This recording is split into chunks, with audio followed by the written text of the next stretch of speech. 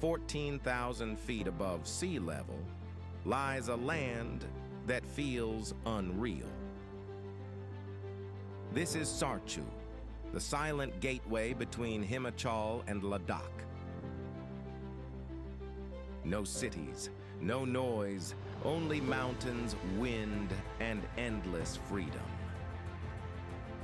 Once a small halt for ancient traders, today a lifeline for every traveler heading to Leh.